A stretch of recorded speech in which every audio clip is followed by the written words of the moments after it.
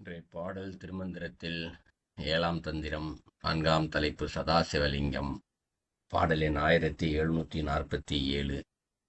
ஒன்றிய ஆறும் உடலின் உடன் கிடந்து. இது முதலடி.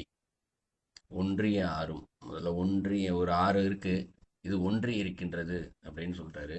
ஒன்றுதல் அப்படின்னா இங்க பொருந்துதல், ஒன்றாதல் அப்படின்னு பொருள்.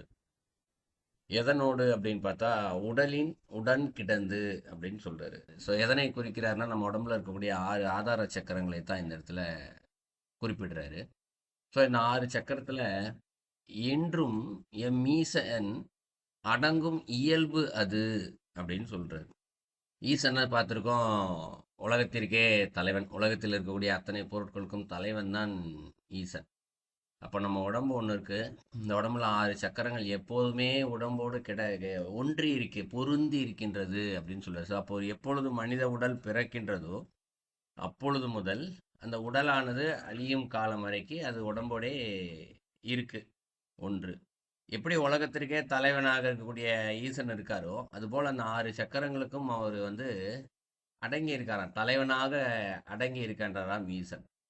அப்ப என்ன பண்றாரு இந்த இடத்துல? 6 சக்கரங்களாக உள்ளே இருந்து கிடந்து இறைவன் அதுக்குள்ளே இருந்து அதனை செயல்பட வைத்துக் கொண்டே இருக்கின்றார் சதா சர்வகாலம். அதன் வழியாகத்தான் நம்முடைய உடம்பு இயங்குகின்றது, மனம் இயங்குகின்றது. அதன் வழியாகத்தான் நம்முடைய ஆசைகள் எல்லாம் தீர்த்து கொள்கிறோம், வினைகளை தீர்த்து கொள்கிறோம். அந்த சூழ்நிலை உருவாக்கி கொடுக்கப்படுகிறது. ஸோ அது இயல்பு அப்படின்னு சொல்றாரு.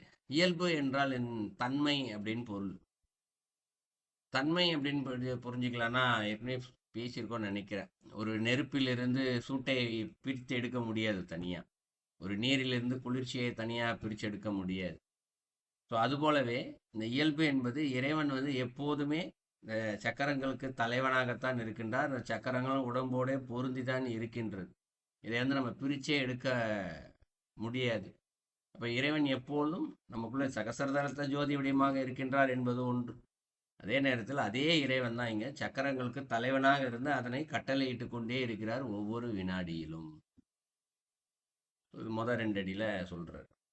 அடுத்து தென்தலை தேர திருந்தும் சிவனடி அப்படின்னு சொல்றார். தென்தலை, தென்னா தெற்கு அப்படின்னு ஒரு பொருள் இருக்கு, எல்லாருக்கும் தெரியும். பட் ஆனால் தென் என்றால் அழகு, இனிமை என்று பொருள் இருக்கிறது.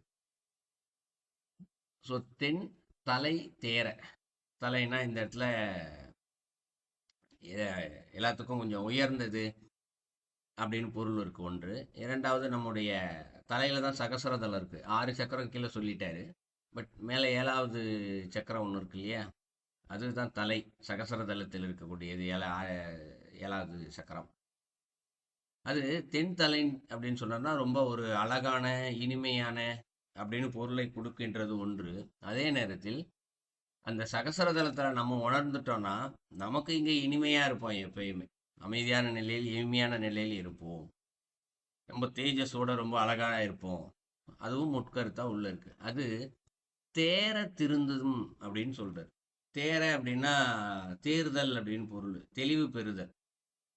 எப்பொழுது 6 சக்கரங்களையும் கடந்து 7வது சக்கரங்கள் சகசரதளத்துக்கு நாம் சென்று விட்டோமோ அப்போ அங்கு தெளிவு பெறுதல். அந்த சகசரதளத்தை எப்போது தெளிவு பெறுதல், தெளிவு பெற்றுட்டோம் அப்படின்னா திருந்தும் சிவனடி அப்படின்னு சொல்றாரு. இங்க திருந்து அப்படின்னா நேரடியாக நம்ம பொருள் பார்க்கும்போது திருந்துதல், ஒரு தப்பா இருக்கான் இப்போ திருந்திட்டான், இல்லைப்பா நீ தவறுப்பா நீ திருந்துப்பா அப்படின்னு சொல்லி நம்ம பொருளாக சொல்லுவோம், பேச்சு வழக்கம். ஆனால் அது அப்படி பொருள் அல்ல.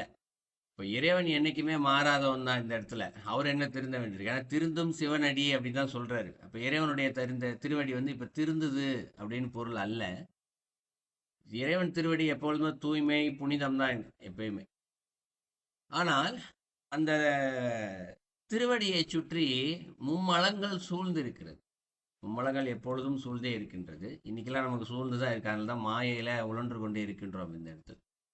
ஸோ எப்பொழுது இந்த சகசர தளத்துக்கு நான் அந்த 6 சக்கரங்கள் இருக்கக்கூடிய அந்த மூலாதாரத்தில் இருக்கக்கூடிய குண்டலி சக்தியை 6 சக்கரங்களை கடந்து சகசர தளத்துக்கு கொண்டு போறோமே, அப்பயே இந்த இடத்துல தெளிவு அடைந்து விடுகின்றோம். ஸோ தெளிவு அடையும் பொழுது இங்க இருக்கக்கூடிய மும்மலங்கள் அகலுகின்றது. ஸோ மும்மலங்கள் அகலும் பொழுது அங்கு இருக்கக்கூடிய இறைவனது திருவடி வெளிப்படுகின்றது.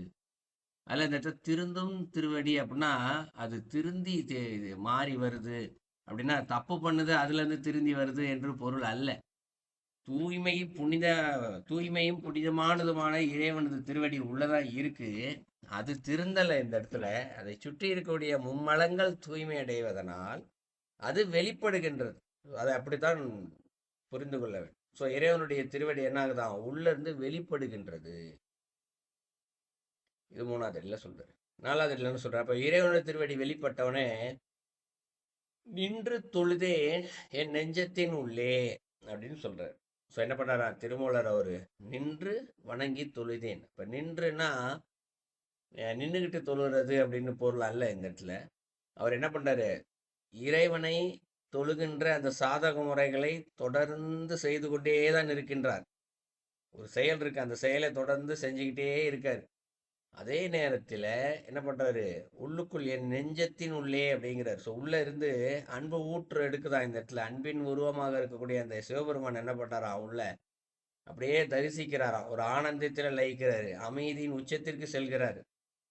இது நாலாவது அடியில சொல்றாரு. அவருடைய அனுபவத்தை சொல்றாரு. நான் தொழுதேன் என் அப்படின்னு சொல்றாரு. அப்ப அந்த உடம்புக்குள்ள இருந்துதான் என்ன பண்றாரு அன்பும் உள்ள இருந்து வெளியே வருகின்றது. இறைவனது திருவடியும் சகசரதளத்திற்குள்ள இருந்து வெளிவருகிறது. அதை தொழுதேன் அப்படின்னா வணங்கி நான் இதெல்லாம் அனுபவிக்கிறேன் அப்படின்னு சொல்றார். இப்போ நாலடிக்கும் சேர்த்து பொருள் பார்த்தோம் என்றால் திருமூலர் தன்னுடைய அனுபவத்தை சொல்கிறார். இறைவனுடைய அருளானது எப்படி இந்த உடம்பிற்கு கிடைத்தது, எப்படி அது உடம்பு அனுபவித்தது என்று தன்னுடைய அனுபவத்தை இங்கே விவரிக்கிறாரு. ஸோ அவரால் அனுபவிக்க முடியும் என்றால் அனைவராலும் அனுபவிக்க முடியும். ஏன்னா அவருடைய உடம்புக்குள்ள 6 சக்கரம் இருக்கு. அப்போ நம்ம உடம்புக்குள்ளேயும் 6 சக்கரம் தான் இருக்கு. அவரோட தலையிலேயே சகசரதளம் இருக்குன்னா நமக்கும் இங்கே சகசரதளம் இருக்கிறது. அந்த சகசரதளத்துல அந்த 6 சக்கரங்கள்ல ஈசன் தான் தலைவனா இருக்காரு. நமக்கும் அதே ஈசன் தான் தலைவனா இருக்காரு அதே சக்கரத்திற்குள்ள. அவர் இங்கு சாதகத்தை சரியாக செய்தார். அதனால் அவருடைய குண்டலி சக்தியானது சகசரதளத்தன்று சேர்ந்தது. அவருடைய மும்மலங்கள் அனைத்தும் அறுபட்டது. இறைவனது திருவடி வெளிப்பட்டது. இறைவனது திருவடி வெளிப்பட்டதுமே அவருடைய நெஞ்சத்திற்குள்ளிருந்து அன்பானது வெளிப்பட ஆரம்பித்தது. அதை யார் நின்று தொழுது வணங்கி நின்றேன் அப்படின்னு சொல்றாரு. நமக்கும் அதுபோல அந்த இறைவனது அருளை உணர ஆரம்பித்து விட்டோமே ஆனால் சாதகத்தை சரியாக செய்யும் பொழுது நம்மளும் இதை அனுபவிக்க முடியும். அந்த பாடலை சொல்றாரு.